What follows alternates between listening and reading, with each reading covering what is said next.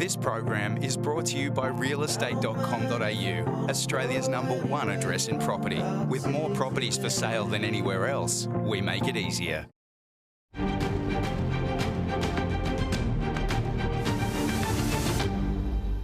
Thanks for your company here on Business Now. Let's take you to the auction markets around the country over the weekend.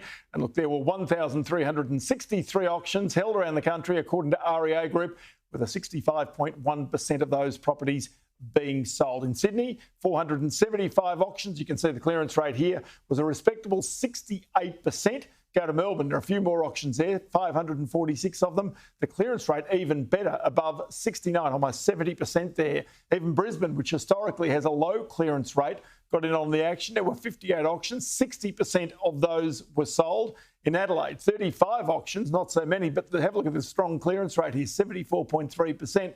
And finally, Canberra, where there were 44 auctions, a clearance rate of 72.7%. So it's strong. To work out all of this, let's bring in Paul Ryan, Senior Economist with the REA Group. Paul, always good to have you on the program. First off, let's go to those strong clearance rates. There's clearly an appetite out there. There's something in the wind out there that there's either a housing boom coming or the interest rates are going to stop going up. There's something out there that is feeding into these auction results. Yeah, we're seeing, if you look across the indicators, things are pointing to strong conditions. Those clearance rates close to 70%, are consistent with prices growing, which they now are pretty much across all of the country. We're also seeing increased market activity. So these strong auction clearance rates and prices increasing are bringing more vendors to market, and properties are starting to sell a bit faster than they were earlier in the year. Okay, so there is the critical aspect out of the budget. And this is about the whole build to rent thing, that developers, to try and attract international developers back to Australia, to give local developers building more than 50 dwellings at a time, to give them incentive out there. The question is that enough? That on its own won't be enough, but I think build to rent in Australia is a very nascent asset class, and basically bringing that into the mix to providing dwellings is a really important way that we get out of this housing crisis and we build more homes going forward. Okay, so then you come to the next aspect of this, which is the immigration part of the budget.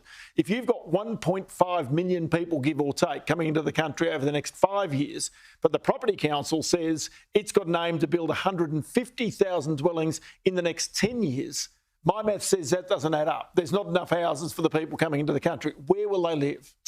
Yeah, that's certainly, immigration is going to put pressure on prices. That's a lot of demand coming into the country. But you have to remember, we were going back before the pandemic. We were seeing, something like 250,000 migrants coming into the country, and the rental market was able to absorb it really quite easily. So there's something there about how rental households have chosen where they choose to live and how they choose to live. That means that we basically need more homes to house the same number of people.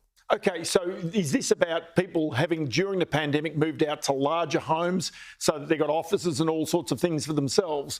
And of course, that means now that there's fewer people living per dwelling, and that's causing part of the problem. That's exactly right. And we're expecting part of the way that the rental market is going to absorb all this additional demand is that those trends will start to reverse a bit. You'll see more share housing. I mean, we've already seen anecdotes of people renting out closets and tents in apartments, really extreme things like closets and tents, seriously, in apartments. Very, very extreme examples like that. It just shows that I think when rents were cheap during the pandemic, households, renters would choose to have more space. And unfortunately, financial pressures are going to push people the other way this year. Because I can remember certain student accommodation was a fundamental problem at one stage, and you'd hear stories, anecdotal stories of 10 people living in 2-bedroom apartments, and they were literally hotbedding at that time.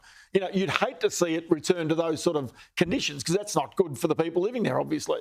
Absolutely. That's why this focus on supply in the budget was a really welcome one. I mean, these are the starts, and the Housing Accord is another one to actually get things moving and get, coordination across both government, developers and community to say, we've got to build more housing. Where's that going to be and what's it going to look like? And that's something that is urgent. But to turn on the tap, you can't just do that because it takes years, months to actually get the planning approvals. It absolutely does, but we've got to have the conversation now. We've got to start that pipeline going now. Tell you what, always good to have you in the program. Paul Ryan, many thanks for your time today. Thanks very much.